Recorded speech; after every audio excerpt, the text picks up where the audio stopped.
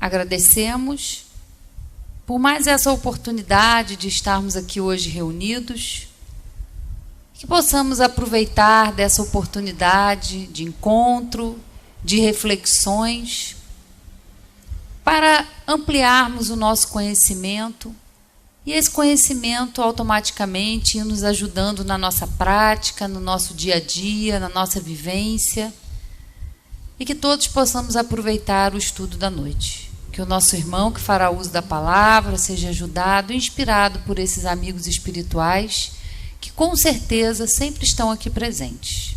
Graças a Deus, e que assim seja. Com vocês, Rogério Alves, falando sobre o Centro Espírita.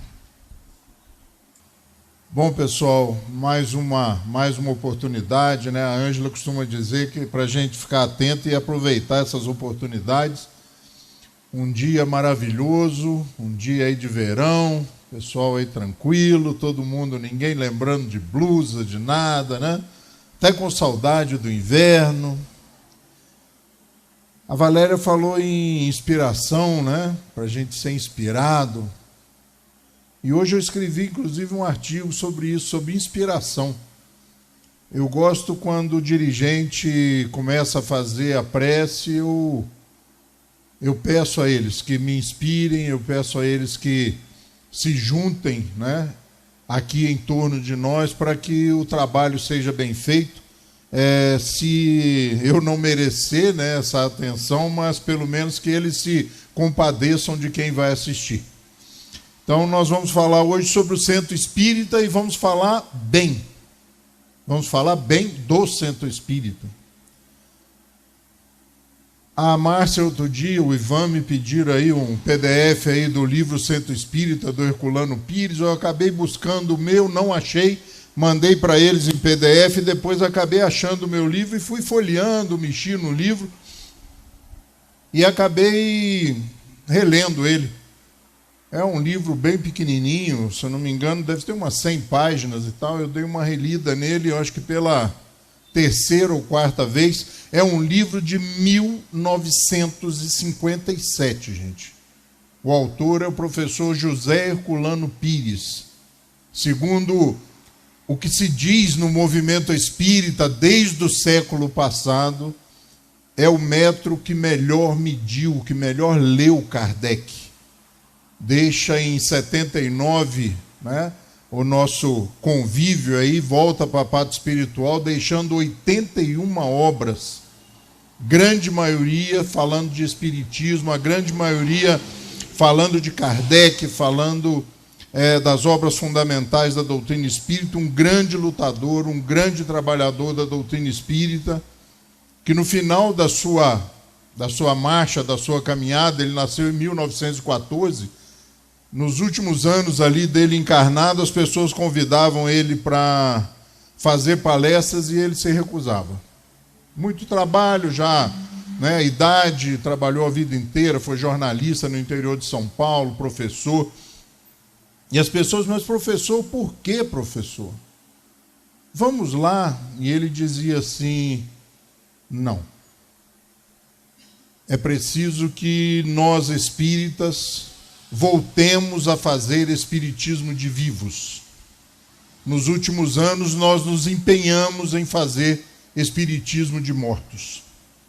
É necessário que nós voltemos a cuidar daqueles que foram os premiados, os beneficiados, para cuidar daqueles a quem a doutrina foi direcionada, os encarnados. O que é o Centro Espírita, gente? O que é o Centro Espírita? Nós podemos fazer uma enquete aqui rapidamente, vai aparecer tudo, né? Grupo, sociedade, núcleo, fundação, instituição, fraternidade, associação, união, centro, tá? Mas como a gente está falando de Herculano Pires, e eu usei uma frase aqui já umas 3 vezes, uma que a gente tira de contexto, né?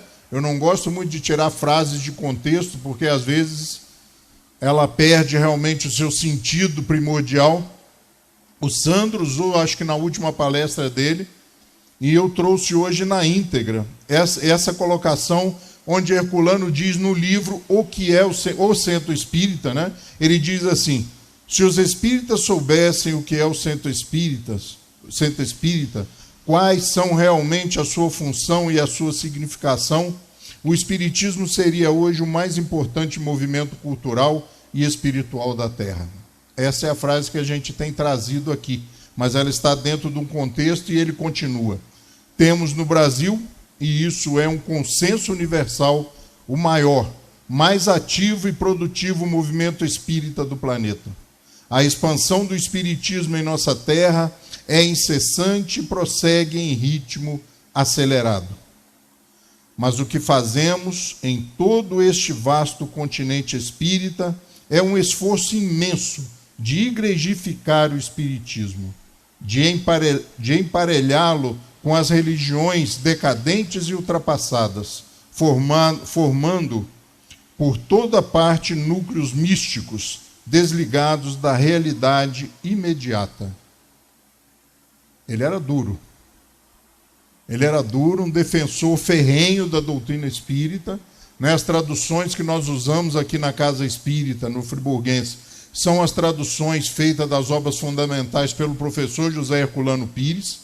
São as traduções mais leves, menos puristas do que aquelas lá do comecinho do século XX, feita pelo Dr. Guilom Ribeiro, que a gente conseguia na FEB até 1957, quando Herculano Pires faz um grande esforço e lança, no aniversário de 100 anos do Livro dos Espíritos, a tradução feita por ele. É uma tradução mais leve, uma linguagem mais coloquial, mais próximas de nós, simples mortais, Porque o que o Guilom Ribeiro traz lá no começo do século XX é realmente necessário um dicionário, disposição ou um conhecimento muito bom da língua portuguesa. Eu usava a tradução do Guilom Ribeiro até muito pouco tempo. Quando eu ingressei aqui no Centro Espírita Friburguense, definitivamente, eu fui presenteado com todas as obras fundamentais na tradução do Herculano Pires. Eu já as conhecia, mas passei a utilizá-las nos meus trabalhos, nos meus estudos.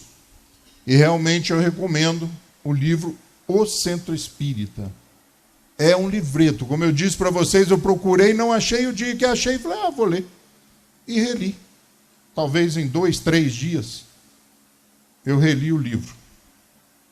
Nós vamos trabalhar essa história do Centro Espírita, mas eu não vou me ater ao livro, porque senão seria spoiler, Vocês nem comprariam, porque em 1 hora dá para fazer um resumo de um livro de 100 páginas. E eu gosto muito dessa colocação. Quando a história se repete, preste atenção. Há uma lição que você precisa aprender, que talvez você ignorou da primeira vez. Eu reli o livro pela 3ª ou 4ª vez, e eu vou contar uma história aqui que uma amiga muito querida, lá na sociedade, na Associação Espírita Bezerra de Menezes, inclusive tinha amorosamente me proibido de contá-la. Rogério, você já contou tantas vezes essa história, todo mundo já sabe. E eu realmente fiz uma dieta dela e fiquei alguns anos sem contá-la, mas mexendo nesse livro, eu falei, eu acho que agora algumas pessoas não se lembram mais. E eu vou contá-la.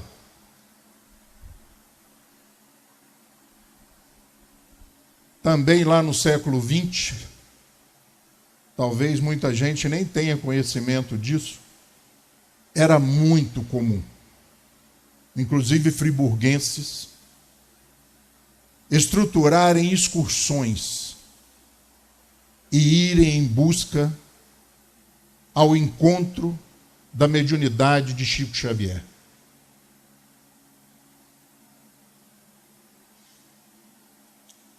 E um amigo que eu fiz em muito poucos dias me contou essa história, porque ele presenciou essa história. E a gente vai se esquecendo dessas pessoas. Júlio César Grande Ribeiro. O movimento espírita chamava-o carinhosamente de Julinho. Ele era capixaba, e eu uma vez tive o prazer de conviver com ele durante alguns dias, e ele conta essa história, dizendo que naquele momento, quando as pessoas ainda se espantavam com a flexibilidade, com a eficiência daquela mediunidade. Um certo dia de calor, e nós estamos falando de Uberaba, né? Quem nunca esteve lá ainda não conhece calor. Algo próximo a Itaperuna, Muriaé, né? Mar de Espanha, lugares realmente muito próximos das fornalhas. E aquele dia juntou-se, aglomerou-se em torno da mediunidade de Chico Xavier um grande número de dirigentes espíritas. Nomes nacionais, pessoas conhecidas, Maestro Japiaçu com a banda, uma festa em torno, talvez aniversário, talvez alguma coisa os tenha movido nesse dia a estarem ali. E os trabalhos realizados através da mediunidade se realizaram normalmente durante toda a tarde, até que no final todos foram saindo e ficaram os dirigentes do movimento espírita daquele momento. E o Chico, naquela mineirice, disse assim: mandam me contar aos senhores uma história. Uma história talvez para evangelizar, mais típica e característica às crianças. Mas eu sou obediente e vou contá-la. Certo dia, um homem idoso, experiente, e vejam que aqui ele não fala de jovens, ele fala de um homem experiente, levanta de manhã e sabe aqueles dias que a gente levanta de manhã e sabe o que fazer? Que aquela ideia vem e você não sabe muito bem de onde veio, mas você está lúcido, sabendo o que tem que fazer, e ele resolveu naquele dia: vou cavar um poço. Norte de Minas, talvez, falando em calor. E ele morava lá no fundo do terreno, e à frente do terreno uma estrada. E ele falou: já que eu vou fazer um poço, eu vou fazê-lo onde? Não sei. O dia foi andando e ele, matuto mineiro, utilizou-se da técnica da vara, da radiestesia, aquela que descobre onde tem a água. Não sei se vocês já viram o fenômeno da radiestesia. E ele pega a vara, caminha pelo terreno, até que de repente ela sinaliza. Era ali, na beira da estrada, na divisa do terreno com a rodovia, com a estrada, à beira da rua. E ele, convicto, toma o serviço. Ali, chão duro, pedra, nós estamos falando de norte de Minas, e ele toma o serviço. De repente alguém passa: ô, seu José, ô, seu Pedro, está fazendo o que aí? Mineiro, né? Fazendo o que aí? Eu estou cavando um poço. Quando eu puder eu vou ajudar.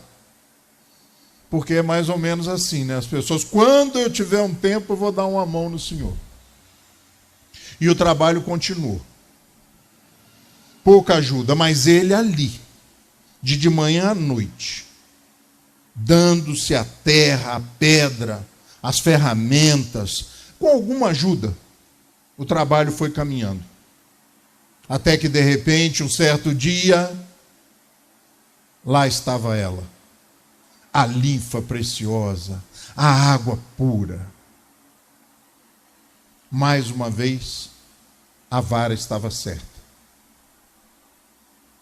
Agora, descoberta a água, era hora de protegê-la. E ele se dá ao trabalho de construir em torno do poço a borda protetora, para que não caísse enxurrada, Ângela, não caísse calhaus, pedras. Não, vamos proteger a borda do poço para proteger a água. Cobriu, ornamentou e colocou uma placa virada para a estrada. Água pura. Água pura, Roberto. E as pessoas começaram a passar. Norte de Minas, janeiro talvez. Um sol para cada pessoa. Ô, seu Mané, ô, seu João, ô, seu Pedro, posso tomar uma? Ô, meu filho, prontamente. Lá vinha ele, chegava na borda do poço, pegava a canequinha, caminhava da borda do poço até na varanda da casa, lavava esmeradamente a caneca, trazia. Aqui, meu filho, pode servir. Tirava a água, servia. E a notícia começou a se espalhar. Já tomou água lá? Já foi lá?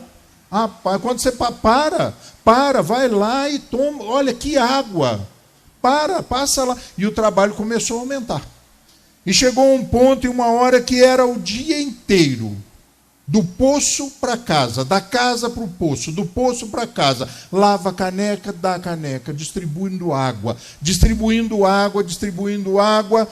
E muita gente precisando, muita gente querendo. E ele começa a buscar ajuda, e a ajuda começa a chegar, alguma ajuda. As pessoas iam lá, ajudavam durante o dia, e o trabalho começou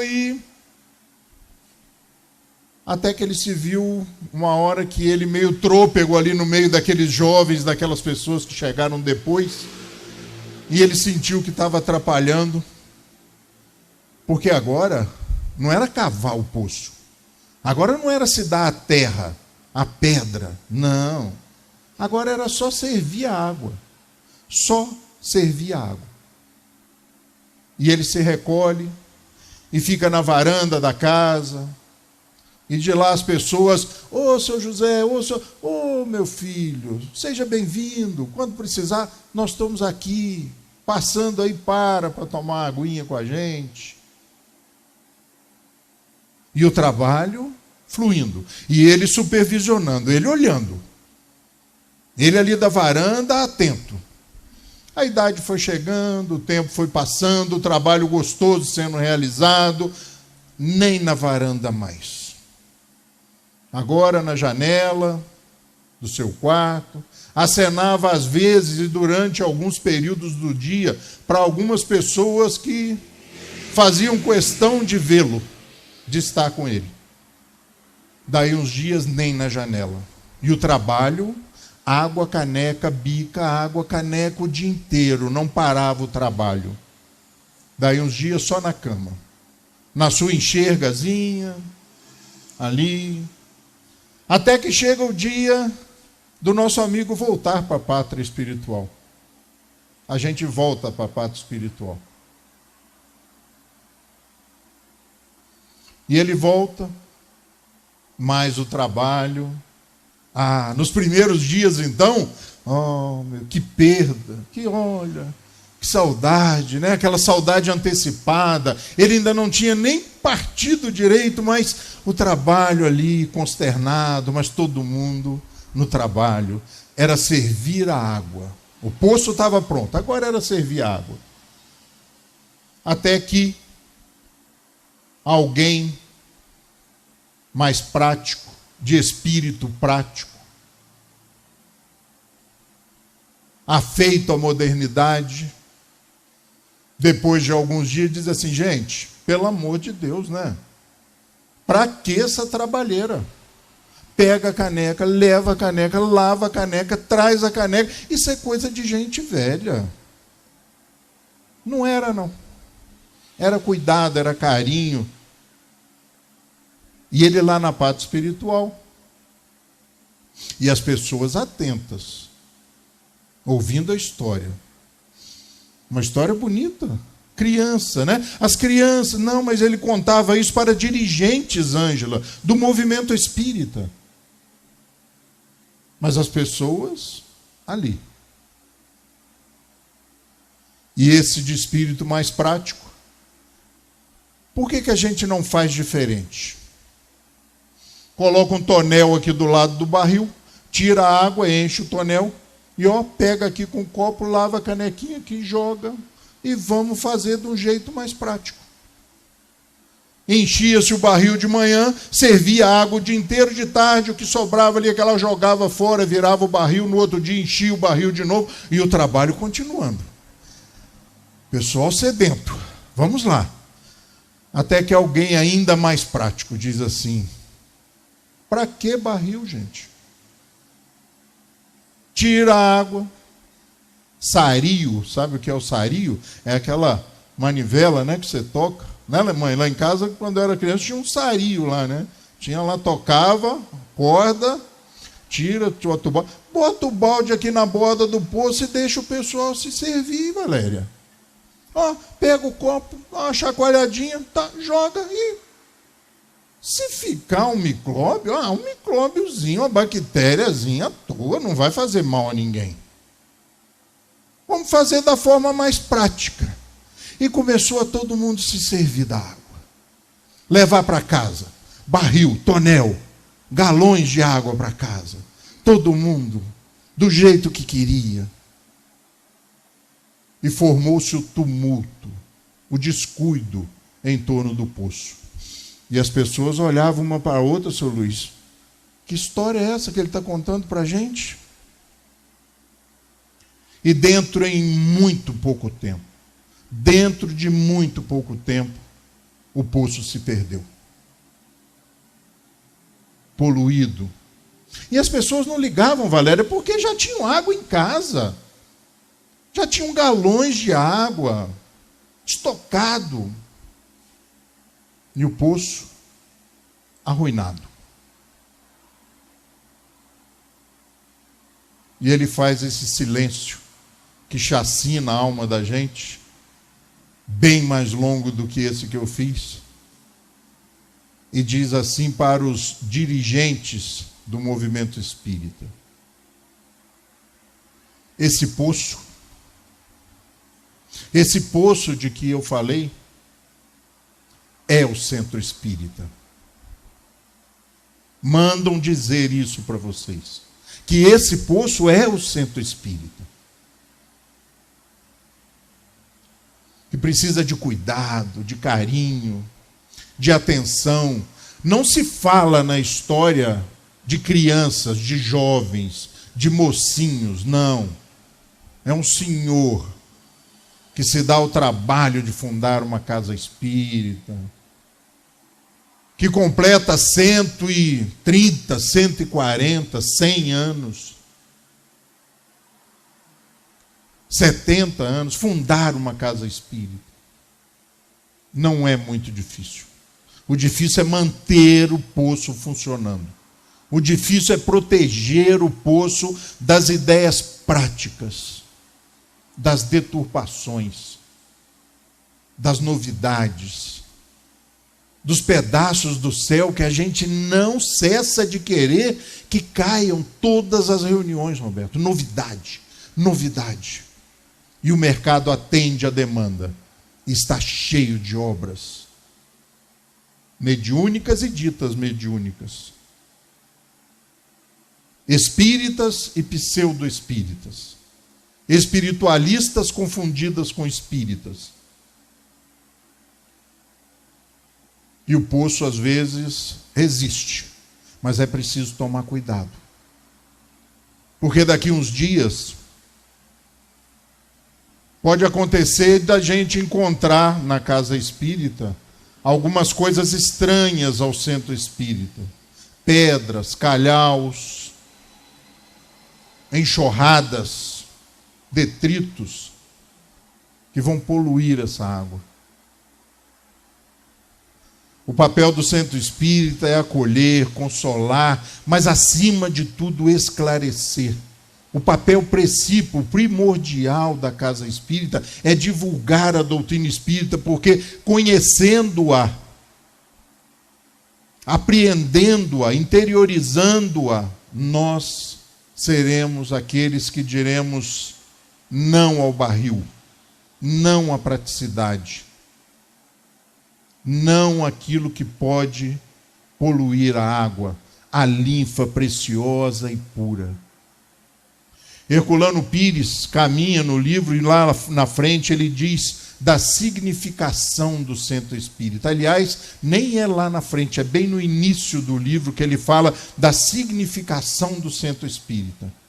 E ele diz assim: fiquem tranquilos aqueles que não trouxeram os óculos. O centro espírita não é templo nem laboratório. Olha a colocação. Você vê que eu li o primeiro texto dele lá, nem comentei. Você vê que eu nem comentei, para nem me comprometer. Não, Rogério, não, Herculano é que falou. Eu sou só o mensageiro. O centro espírita não é templo nem laboratório.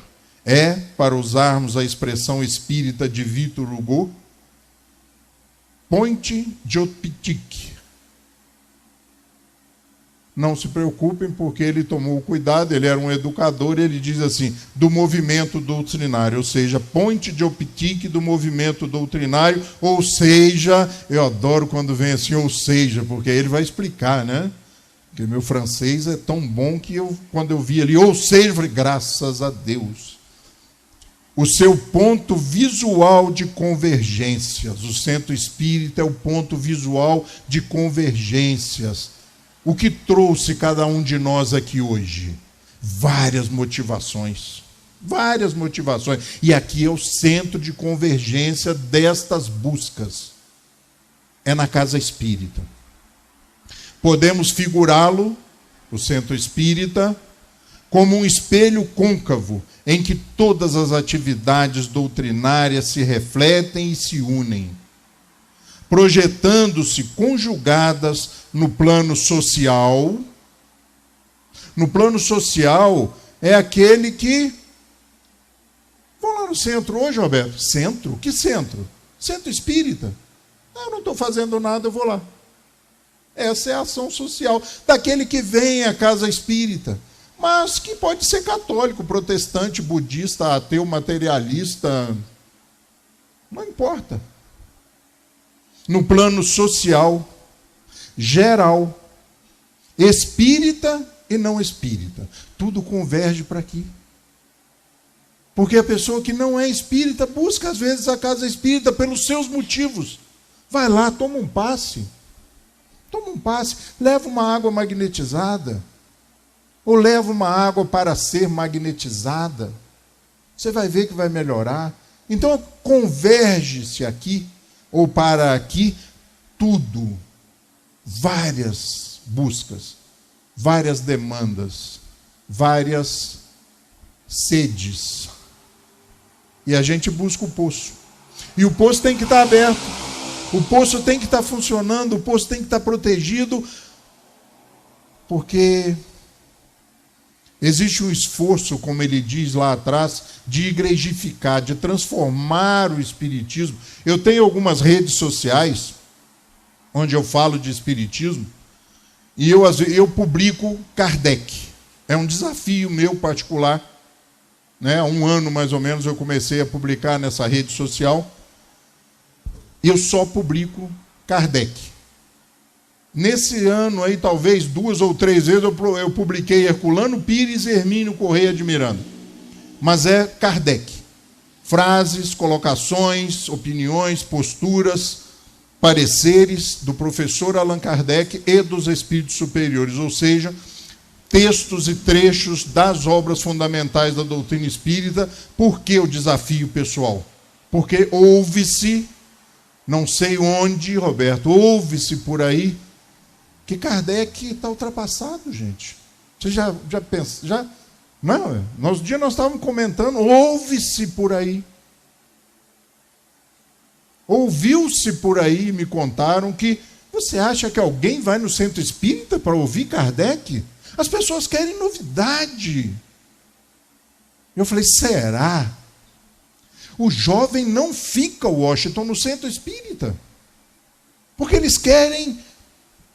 E a gente dá o que eles querem. Novidade, passeios, estudos, experiências. Nada de Kardec. E eles vão embora a si mesmo. E aí eu fiz essa rede social, um experimento. E hoje são 22 mil seguidores. Bebendo Kardec. E as pessoas chegam lá bravas. Não concordo. Outro dia eu publiquei lá, o Espiritismo é uma ciência. O cara falou, não concordo. O Espiritismo é uma religião. E aí tem um coraçãozinho, aparece lá embaixo do comentário para mim, um coraçãozinho. Eu vou lá, respiro umas 5, 6 vezes, para suprimir a vontade de responder, mas, diante da colocação, ele não conhece o Espiritismo. Ele não conhece o professor Allan Kardec. E eu só clico. Fica vermelhinho o coração. 22 mil pessoas lendo, curtindo, comentando Kardec. No dia que eu não estou inspirado, 3 publicações. Dia que eu estou mais à toa, mais tranquilo, 6, 7 publicações. 22 mil pessoas. E as pessoas estão cansadas, Roberto, de Kardec. Já sabem tudo. Já beberam a água toda. Não. É uma nascente isso. O poço são só as 5 obras. Mas ele mina o tempo todo novos pensamentos, novos pensares, novas formas de ver, novas lentes. E está aí o livro. Essa é uma das capas. Existem, ele, como eu disse, ele é de 1957. Tem a última publicação que eu encontrei, né, a mais moderna, eu acho que é de 2023, no começo agora do ano, já saiu uma publicação desse livro, porque ele não para de vender. Graças a Deus. E o poço está aí, ó. O homem que levanta de manhã e fala, eu vou cavar um poço. E levou 12 anos para cavar o poço. Quando ele terminou, as 5 obras fundamentais estavam prontas, e a Revista Espírita, em 136 meses de publicação da Revista Espírita. Ele ali, no trabalho, dando-se ao trabalho. Eu brinco, às vezes, sem WhatsApp, sem internet, sem e-mail, sem corretor de texto, embora isso não... ele morava em Paris, já tinha energia elétrica já, mas não com as finalidades que nós conhecemos hoje, mas para a iluminação já existia, né? Paris não é à toa que ela é chamada Cidade Luz, né? Mesmo lá em 1857 já existiam as ruas centrais, as grandes avenidas já eram iluminadas por eletricidade. Eu até busquei isso há um tempo atrás, para saber isso. Mas sem a energia na forma que nós conhecemos hoje, né? O aposento, a sala cheirando um pouquinho de fumaça, porque por melhor que fosse o processo de aquecimento dos fogareiros, vaza fumaça. Na hora que o vento dá ao contrário e encana ali na chaminé, volta para dentro de casa. E ele ali, 12 anos cavando o poço. E quando ele se foi, o que aconteceu? Um tumulto na borda do poço. Todo mundo queria se apossar do poço. Essa é a história do Espiritismo que a gente às vezes evita de falar. Mas as pessoas avançaram no poço. Queriam levar galões. As obras vendiam assustadoramente. Não se dava conta de produzir. Porque não era hoje. E as gráficas, né? O gráfico ficava ali, ó, tipo por tipo, montando as placas para as giratórias, né? Era o poço, o sario, a manivela. E aí a gente que vem depois começa a querer mexer. Revisar Kardec. Nós temos que fazer uma releitura de Kardec. Eu detesto, e eu uso a expressão, tá? Que choca alguns espíritas mais puritanos, eu detesto apostila. Se me chamar para um estudo com apostila, eu não vou. Por que eu vou estudar Kardec na visão de outra pessoa ou de um outro grupo, se eu tenho Kardec ali, o poço, a linfa preciosa, pura, que mata a sede? Por que eu vou estudar na visão do outro? E nós espíritas, às vezes, temos que nos incorporar. Incorporação é uma coisa, né, que está sumindo do movimento espírita, porque ela não é realidade, né, um termo usado até de forma equivocada, mas nós temos que nos investir de uma certa palavra. Defesa desse poço. Postura positiva. Não, isso não é espiritismo. Eu, presidente de uma casa espírita, um grupo chega, olha que alegria para um presidente de centro espírita, Ângela. Um grupo me chama no canto, e aí eu já fiquei, né, no canto. Falar com o presidente no canto, no reservado, mas vamos lá.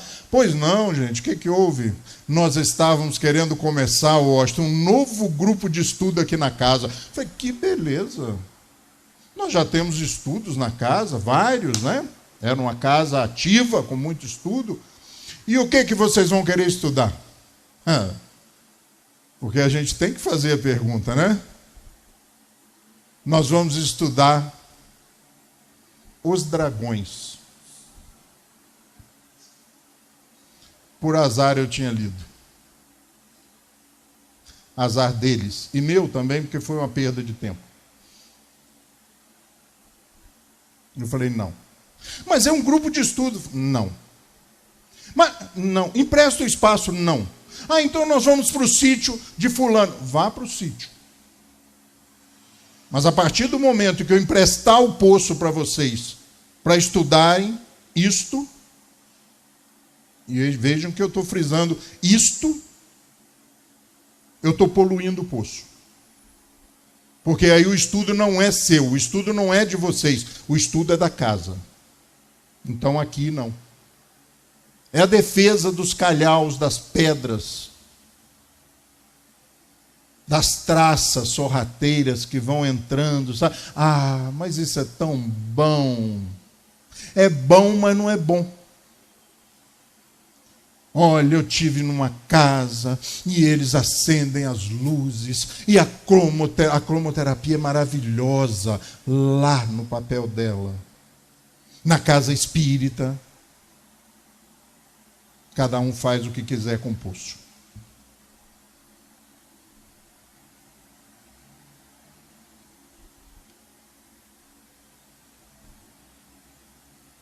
Herculano Pires era duro. E eu evito comentar Herculano Pires porque quem me conhece mais de perto sabe que eu às vezes sou mais duro. E às vezes a gente brinca numa liberdade lá no Lar Abrigo Amor a Jesus, a gente tem uma caverna lá, uma sala, né, que a gente, quando a porta fecha é porque o negócio não está bom. E aí a gente começa a falar de espiritismo. E a gente fala 2, 3 horas, e aí eu olho e falo assim, acabou, porque são 11h30 e eu almoço meio-dia e moro em Conselheiro. Vou embora. E só para por isso. E eu sempre brinco. Se eu falar o que eu penso sobre essas coisas, sobre essas poluições, sobre essas obras, sobre essas perdas de tempo em relação ao espiritismo, quem quiser ler, pode ler à vontade, não existe censura. Por isso eu disse, quem quiser que faça o que achar melhor do poço. Não é proibido.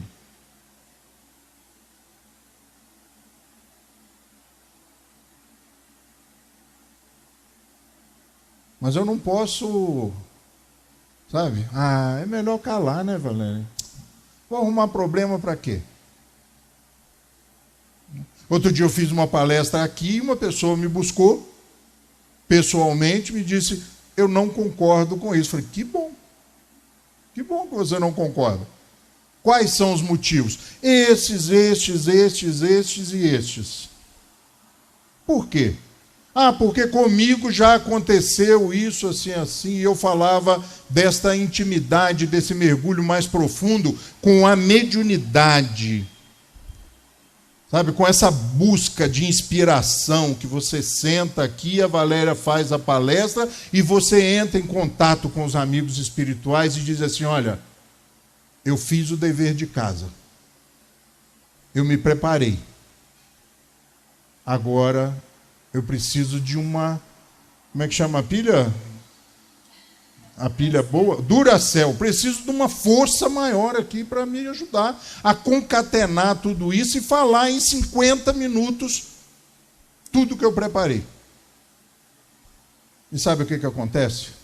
Dá um arrepio aqui na barriga da perna. E esse é o meu sinal, o sinal de que nós não estamos sozinhos aqui. Por que ter medo da mediunidade? E as pessoas dizem no movimento espírita, lá nos cantos, nos cantinhos: temos que tomar cuidado com as sombras, Roberto. Temos que tomar cuidado, Ângela, com os espíritos trevosos. Olha o nome que arrumaram para os caras que estão ainda equivocados. Trevosos. É para amedrontar a gente, né? Eu falo assim: e o pessoal que trabalha com a luz? E o pessoal do bem estão fazendo o quê? Estão dormindo, estão de férias. Aposentaram. Reencarnaram todos? Não. Eles estão aí. Basta você ligar a tomada certa, Ivan. Basta você se postar diante da realidade, da defesa de princípios que você escolheu racionalmente. A missão da casa espírita é evangelizar, sem trazer aquela pecha, aquela palavra de criança. Evangelizar. Lembra que eu contei a história? Uma história bonitinha para criança. O velhinho pegava a canequinha e dava aguinha para todo mundo que passava na estrada. Mas ele contou a história para dirigentes do movimento espírita, que a princípio ficaram aturdidos. Que história é essa? Nós viemos aqui para ouvir um pedaço do céu cair aqui sobre nós, né? Aí os médios dizem assim: se vocês vissem, estão caindo flocos, pétalas sobre nós. Igrejificar. Sabe, isso é a gente ir embora querendo levar o galão cheio. Eu vou lá e quando eu vier embora, Roseni, eu virei a página. Eu fiz o meu trabalho essa semana. Eu já fui no centro. Estou quites com Deus, com a minha consciência. Aventure-se. Vá ao poço. Beba dessa água pura, cristalina. O que é o Espiritismo? O livro dos Espíritos, o livro dos Médios, o Evangelho segundo o Espiritismo, o céu e o inferno, a Gênese. Se sobrar um final de semana, leia também obras póstumas. E durante esse tempo, as dúvidas e as indicações que o professor José Herculano Pires fizer nas notas de rodapé, você vá à Revista Espírita, que eles estão lá também. 12 grandes fascículos. Isso é água pura. Para que a gente se fortaleça, para que a gente mate essa sede. Muita gente busca a casa espírita e hoje está muito em moda, né? Atendimento fraterno.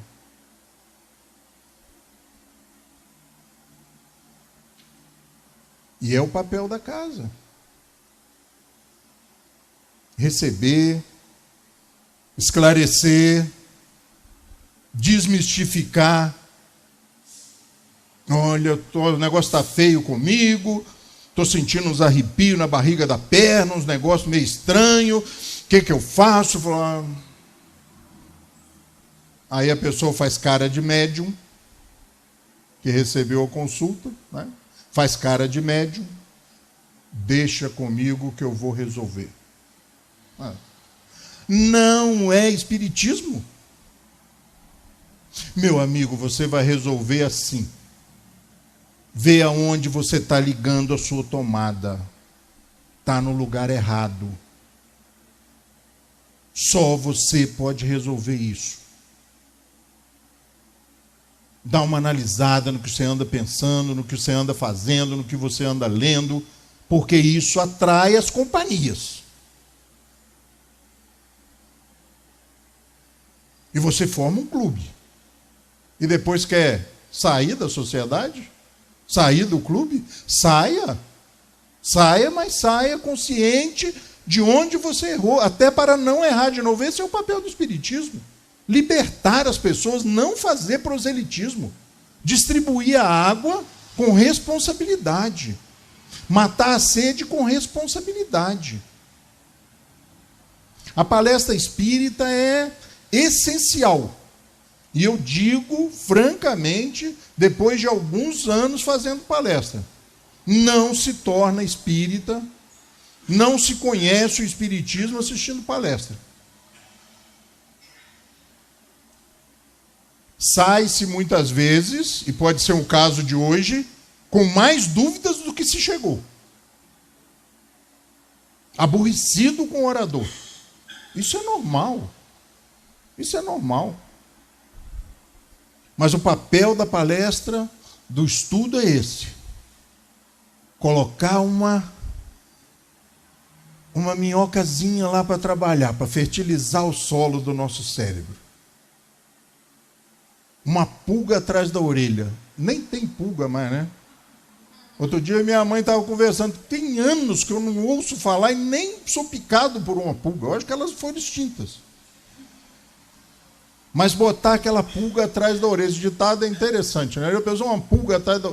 Mas para incomodar, deve incomodar, né? E é esse o papel da palestra, fazer com que você saia daqui e fale, eu não concordei com o que ele falou. Esse cara, esse tal de Herculano, aquele gordinho que estava lá, como é que é o nome dele mesmo? Não tem problema, o cara do livro é o Herculano Pires. Eles são malucos, Roberto. O cara é doido, mano. Saia aborrecido, não tem, mas vá aos livros. Vá aos livros. Vá ao poço, Ângela. Vá ao poço, porque tem poço que ainda tem água pura e cristalina. E ele está aqui, ó. Depois de ler, depois de interiorizar, depois de conhecer isso aqui, você pode ler dragões, lagartixa, pode ler o que vier. Porque quando você chegar lá pela página 15, você fala assim, isso é um absurdo. Isso é farsa. Isso não é mediunidade. Isso é comércio.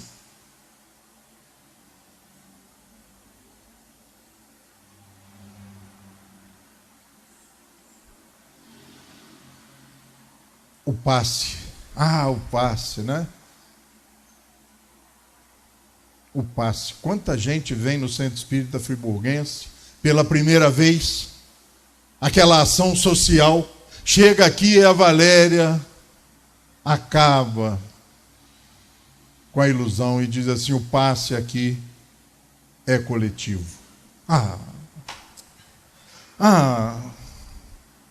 Não tem cabine? Não vão impor as mãos sobre mim?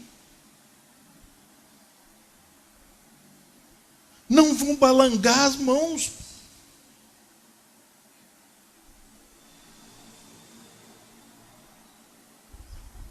Primeiro ponto, né? A gente conheceu o que é o passe. E se a gente aprender a tomar esse passe aqui, o que ele tem de diferente? Eles já me convidaram várias vezes para me postar também junto com eles. Algumas pessoas, né, Valéria, se postam em torno de nós. Mas eu fico sentado ali.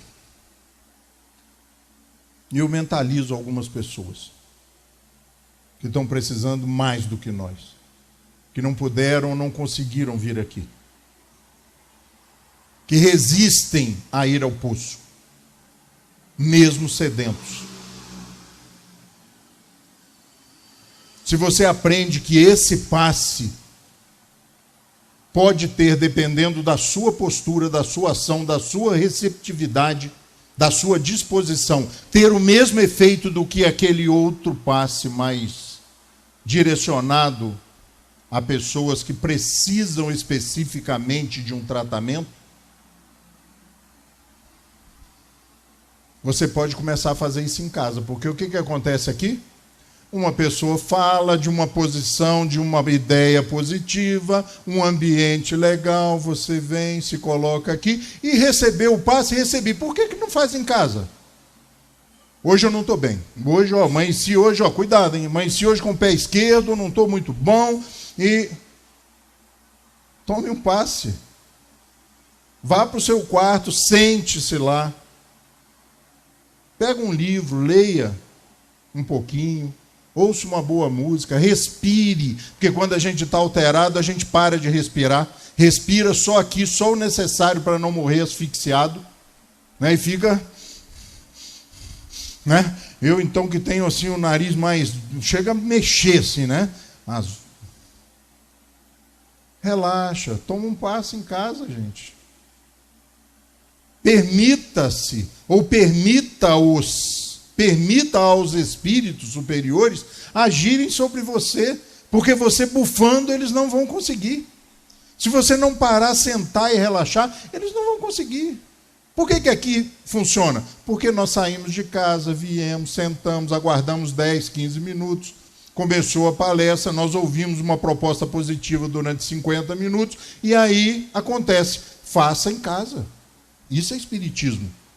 Vá aos livros, toda casa tem biblioteca, toda casa tem disposição de emprestar livros. As obras fundamentais hoje nas redes, na internet custam baratíssimo, as pessoas compram para dar de presente.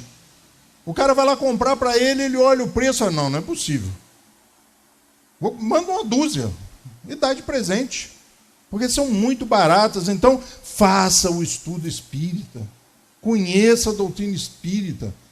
Se você não consegue ou acha que não consegue, não tem disciplina suficiente para se manter no estudo, vá à casa espírita. Filie-se a uma casa espírita, filie-se a um estudo. Aqui às terças-feiras às 19h30, todas as terças-feiras às 19h30. Mas toda casa tem estudo. Vá lá, estude, comece a aprender a estudar e depois continue em casa. Porque é contagiante.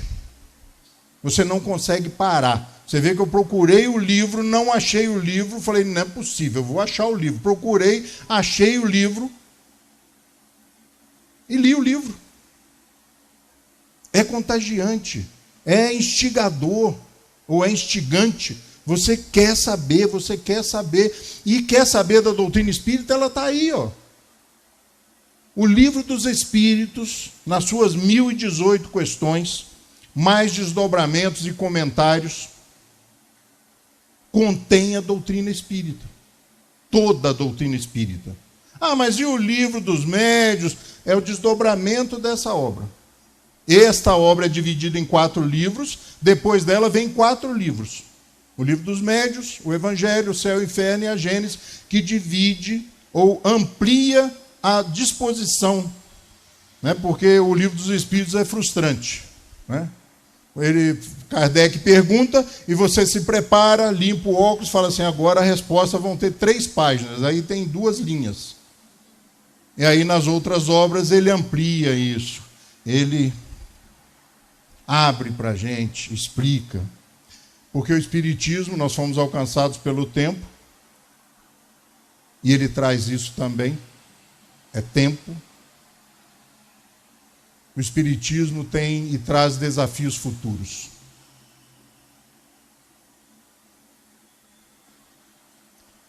Você é responsável pelos próximos anos, pela continuidade dessa história. Um dia eu entrei lá atrás, com Ângela, Zé Manel, Dona Terezinha Capela, Eimar Gripe, Ilka, sabe? Nossa. E eu entrei, garoto, entrei lá atrás.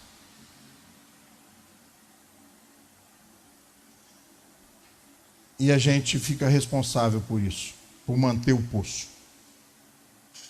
Porque tem que ter renovação. Tem que ter gente nova para manter o poço funcionando. E o nosso poço é esse aí. O nosso poço, o nosso aqui especificamente, é esse. E cabe a cada um de nós mantê-lo como nós recebemos, antes daqueles que nos antecederam e partiram. Porque eles cavaram o poço. Eles compraram o terreno, edificaram a casa, construíram, fizeram o poço. Agora é só distribuir a água. Será que nós vamos deixar a desejar nessa pequena missão, diante de 102, 101, 102 anos de poço aberto, Ivan, né? Será que a gente vai perder a oportunidade? Não. Vamos distribuir água, mas vamos distribuí-la pura. Vá aos livros. Vá aos livros. Porque eles mandam dizer aos senhores que esse poço é o centro espírita. Uma boa noite para vocês.